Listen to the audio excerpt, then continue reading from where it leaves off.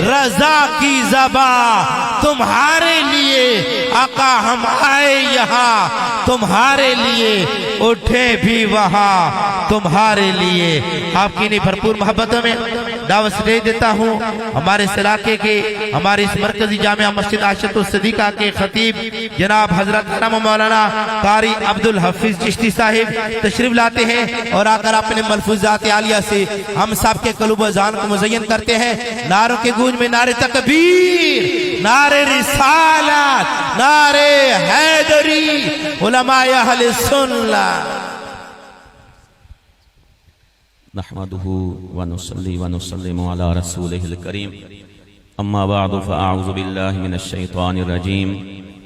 بسم الله الرحمن الرحيم ان الله وملائكته يصلون على النبي يا ايها الذين امنوا صلوا عليه وسلموا تسليما الصلاه والسلام عليك يا سيدي يا رسول الله وعلى آلك واصحابك يا سيدي يا حبيب الله حمد و صلاة کے بعد معزز و محترم علماء کرام سناخاں حضرات اور انتہائی قابل احترام سامعین آج ایک عظیم بزرگ جن کے سال ثواب کے لیے ہم حاضر ہیں محترم حاجی باغ حسین مرحوم و مغفور اللہ تعالی ان کے درجات میں بلندیاں عطا فرمائے ہر کسی نے اس دنیا سے جانا ہے لیکن حاجی صاحب کو اللہ تعالیٰ نے جو خاص انعامات عطا فرمائے مرنا تو ہر کسی نے ہے لیکن اللہ نے وہ مہینہ عطا فرمایا کہ جس میں دوزخ کے دروازے بند ہوتے ہیں اور جنت کے دروازے کھلے ہوتے ہیں اور دوسری ان کی یہ خصوصیت ہے کہ جب انسان فوت ہو جاتا ہے تو ہم وہاں پہ پڑھ کے دعا مانگ کے سب لوگ واپس آ جاتے ہیں بعض جگہوں پہ یہ رواج ہے کہ حفاظ کرام وہاں پہ جمعرات تک بیٹھتے ہیں اور باری باری قرآن پاک کی تلاوت کرتے ہیں لیکن حاجی صاحب کو یہ اعزاز حاصل ہے کہ دوسرے حفاظ نے بلکہ قبر میں دفنانے کے بعد آپ کے بیٹے اور پوتوں نے پورا قرآن وہاں پہ پڑھا ہے یہ کوئی خوش نصیب بندہ ہوتا ہے یہ ان کا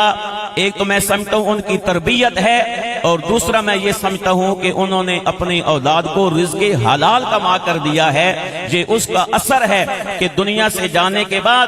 ان کی اپنی اولاد نے بیٹوں اور پوتوں نے قبر پہ پورا قرآن پاک پڑھا اور اس کے بعد وہاں سے واپس گھر آئے یہ ان کے لیے بہت بڑی یہ خوشخبری ہے اور بشارت ہے اور میں زیادہ تفصیل میں نہیں جانا چاہتا بس اپنا پیغام دے کر میں اپنی گفتگو کو سمیٹنا چاہتا ہوں ایک تاریخی واقعہ عرض کرنے کے بعد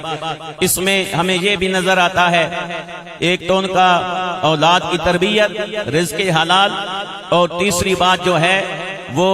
اخلاص نیت کا صاف ہونا ہے کیونکہ نبی پاک علیہ السلام نے فرمایا انما الاعمال بالنیات اعمال کا دار و مدار نیت کے اوپر ہے تو اسی حوالہ سے ایک بات کر کے میں اپنی گفتگو کو ختم کرتا ہوں تاریخ بغداد میں ہے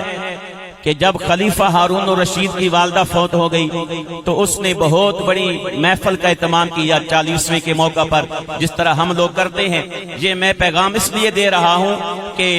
جو میت کے لواحقین یہ اہتمام کرتے ہیں ان کی نیت بھی خالص اللہ کی رضا کی ہونی چاہیے اور ہم جتنے لوگ سننے کے لیے آتے ہیں یا علماء نعت خوان سنانے کے لیے آتے ہیں سب کی نیت اللہ تبارک و تعالیٰ کی رضا ہونی چاہیے تاریخ بغداد میں ہے جب خلیفہ ہارون الرشید کی ماں فوت ہو گئی تو اس نے بہت بڑی محفل کا اہتمام کیا علماء نعت خوان آئے جب دعا ہونے لگی تو سینکڑوں اور ہزاروں کی تعداد میں قرآن پاک کی تلاوت کی گئی لاکھوں کروڑوں بار درود پاک پڑھا گیا سب لوگ پڑھ کر لائے جب دعا ہونے لگی تو اس محفل کے کونے میں ایک مجذوب فقیر بیٹھا تھا کپڑے تو اس کے پھٹے پرانے تھے مگر دعا سے پہلے کہنے لگا علامہ صاحب ذرا خاموش ہو جائیے اور میری بات سنیں جب سب لوگ خاموش ہو گئے تو فقیر نے آنکھیں بند کی اور آنکھیں بند کر کے ایک بار پڑھا لا الہ الا اللہ محمد الرسول اللہ صلی اللہ علیہ وآلہ وسلم۔ ابھی دونوں نعتخوانوں نے بہت خوبصورت کلمہ شریف کا ورد کیا ہے، لیکن آپ نے اس محبت سے ورد نہیں کیا۔ یہ میں اس لیے بتا رہا ہوں کہ آپ کے سینوں میں وہ محبت بھی موجزن ہو جائے اور آپ کو کلمے کا جو مقام ہے اور مرتبہ ہے، یہ جو کلمہ ہم پڑھتے ہیں وہ بھی پتہ چل جائے اور نیت کا پتہ بھی چل جائے۔ اس فقیر نے ایک بار کلمہ پڑھا آنکھیں بند کر کے، اور جب کلمہ پڑھ لیا تو کہنے لگا علامہ صاحب آپ دعا میں جو میں نے یہ کلمہ ایک بار پڑھا ہے اور اللہ نے مجھے ثواب عطا کیا ہے، وہ سارا نہیں بلکہ کلمے کا آدھا ثواب میں بادشاہ کی ماں کو ایصال کرتا ہوں، آپ دعا میں شامل کر لیجئے۔ لوگوں نے مذاق اڑایا، ہنسنے لگے، یہ بابا پاگل ہے، ہزاروں قرآن پاک کے ختم ہوئے، اس نے کلمہ بھی ایک بار پڑھا، وہ بھی سارا نہیں، آدھا ثواب بادشاہ کی ماں کو مل کر رہا ہے، یہ تو کوئی پاگل ہے۔ دعا ہو گئی، لوگ کھا پی کر چلے گئے۔ ہارون الرشید نے رات کو خواب میں دیکھا اس کی ماں جنت کی سیر کر رہی ہے، جنت میں ٹہل رہی ہے۔ عرض کرنے لگا امی جان دیکھو نا، میں نے اتنا اہتمام کیا، اللہ نے آپ کے گناہوں کو معاف کیا، آج جنت کی لازوال نعمتیں عطا فرمائی ہیں۔ تو ماں نے کہا نا اے میرے بیٹا، تیرے اس صدقہ و خیرات کی وجہ سے نہیں، اتنی بڑی محفل کی وجہ سے میری بخشش نہیں ہوئی۔ امی جان آپ کی بخشش کیسی ہوئی؟ تو ماں جی نے کہا اے بیٹا، اس فقیر نے جو ایک بار کلمہ پڑھا تھا اور آدھا ثواب دیا تھا، ایک بار کلمے کا آدھا ثواب فقیر نے مجھے دیا، اللہ نے میرے سارے گناہ معاف کر دیے۔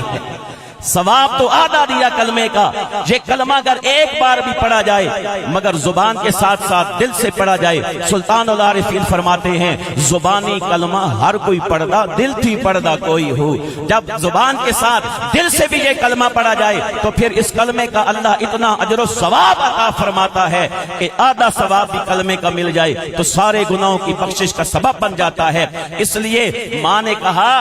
اے بیٹا تو نے جتنا اہتمام کیا لوگوں کو دکھانے کے لیے، لوگوں نے واہ واہ کر دی، بادشاہ نے بڑا خرچہ کیا ہے، تیرا دل خوش ہو گیا، اور جو تیرے مہمان علماء نعت خوان آئے تھے وہ تو نے ان کی خدمت کی ہے، وہ تجھ سے راضی ہو گئے، وہ تجھے راضی کرنے کے لیے آئے، تو نے انہیں راضی کر دیا، انہوں نے تجھے راضی کر دیا۔ فقیر نے اللہ کے لیے پڑھا تھا اور اللہ کے دربار میں وہی قبول ہوتا ہے جو اللہ کے لیے پڑھا جائے۔ میں بھی چاہتا ہوں بس ایک بار کلمہ شریف میرے ساتھ مل کے پڑھیں اور اس کے بعد میری تقریر ختم۔ لا الہ الا اللہ، لا الہ الا اللہ، او ذات مبارک عالی سارے نبیاں ویچ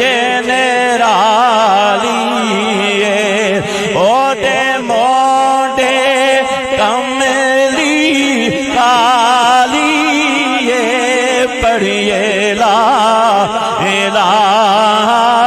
الا اللہ محمد الرسول اللہ صلی اللہ علیہ وآلہ وسلم۔ اللہ تعالیٰ اس کلمے کی برکت سے حاجی صاحب کے درجات بلند فرمائے اور ہم سب کا خاتمہ بالایمان فرمائے۔ وما علیہ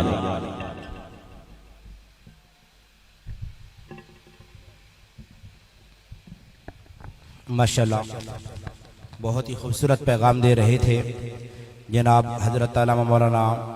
قاری عبدالحفیظ چشتی صاحب۔ ہر عمل کا دار و مدار نیت پہ ہوتا ہے، اپنے نیتوں میں اخلاص پیدا فرماؤ۔ کوئی بھی عمل جب تک اخلاص کی نیت سے مشروط نہیں ہوگا مقبولیت کے درجے کو نہیں پہنچتا ہے۔ خوش نصیب ہیں احسان بھائی اور ان کے تمام برادران۔ ہر بندہ اہل محلہ اہل بستی جناب حاجی باغ حسین صاحب کی ایمان کی بشارت اور آپ کی اچھی زندگی کی گواہی دیتا ہے۔ محمد احسان صاحب میرے ساتھ ایک مرتبہ کسی کام کی غرض سے باہر گئے اور ہمیں وہاں پہ کافی دیر رکنا پڑا کسی وجہ سے۔ جو ہی مغرب کے بعد مغرب کا سورج ڈوبا اور ان کی طبیعت کے اندر ایک عجیب سی کیفیت ہے، یہ بار بار گھر جانے کا ذکر کر رہے تھے، کون سی گھڑی ہو ہم گھر پہنچیں۔